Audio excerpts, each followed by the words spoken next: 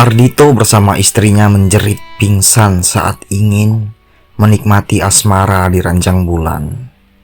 Mereka tidak hanya melihat sekelebat bayang, namun melihat jelas sosok pocong.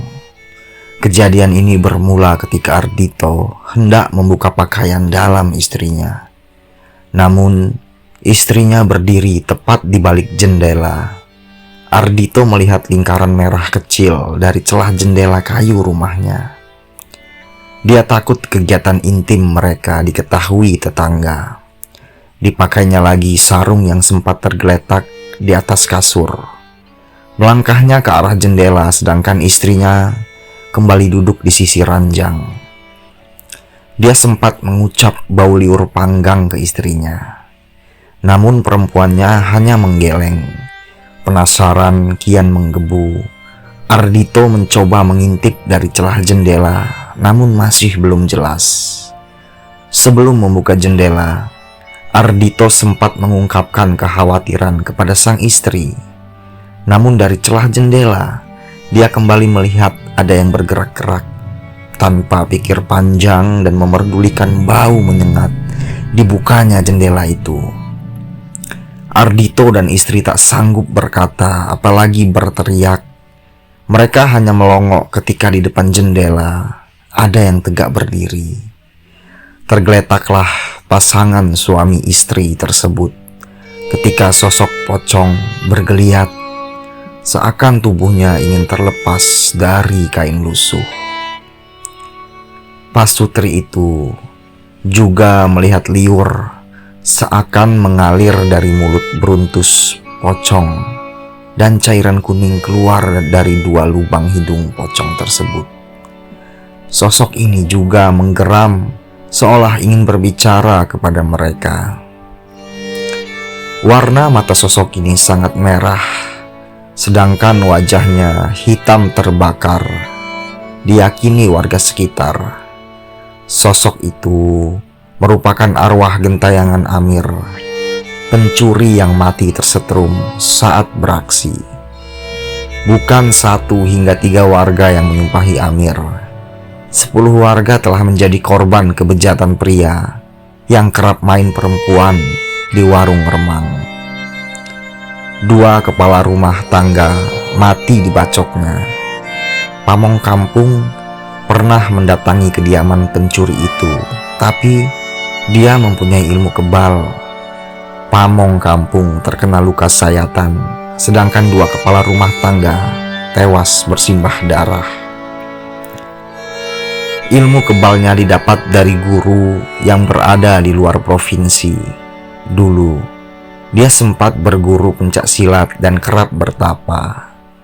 Namun karena tak bisa diatur dan kerap berkelahi, maka gurunya mengetahui niat buruk itu. Diusirlah dirinya dari perguruan. Dia pulang ke rumah orang tuanya yang keberadaannya di kampung ini.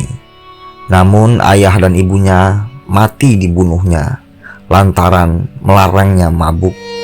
Sedangkan bapaknya ditikam ketika menyuruhnya pulang dari tempat pelacuran dan mabuk-mabukan. Astaga Amir, kata warga yang kesal karena kehadiran arwahnya. Menurut warga, tak hanya hidup namun mati pun tetap meneror. Teror pocong pria yang mati tersetrum itu bermula ketika dia hendak menggasak iPhone keluaran terbaru di rumah janda anak 1 yang hidup tanpa lelaki dan orang tua.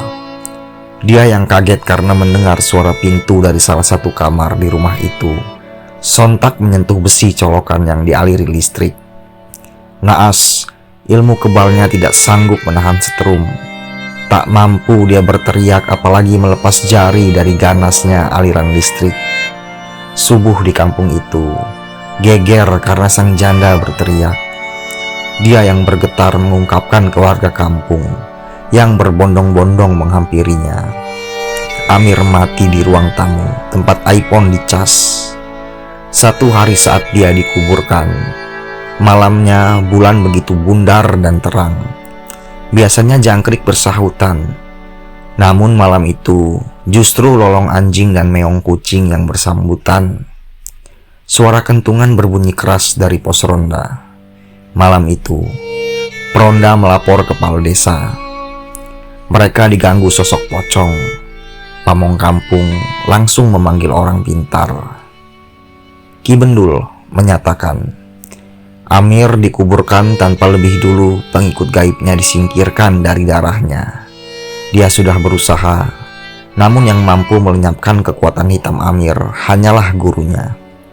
Sayang, warga sekampung tidak ada yang mengetahui keberadaannya. Jadilah pocong Amir berkeliaran seperti babi hutan, mencari makan hingga ke pemukiman.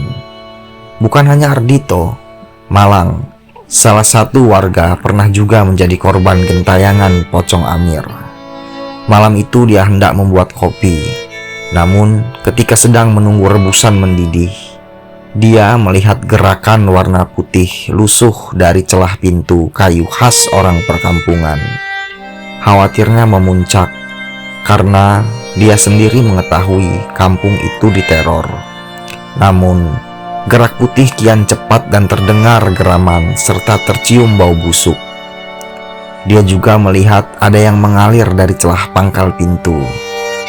Karena takut terjadi sesuatu pada kolam ikan yang berada di balik sisi pintu belakang rumahnya itu, Malang berlari dan membuka pintu. Sontak tubuhnya kaku ketika membuka pintu. Tapi sosok berbalut kain lusuh berdiri tegak seperti pohon pepaya di pinggir jalan. Geraman sosok itu terdengar jelas sebelum Malang pingsan. Beruntung, anaknya yang waktu itu belum tidur hendak buang air kecil. Kalau tidak, kemungkinan rumah Malang hangus dilahap si jago merah.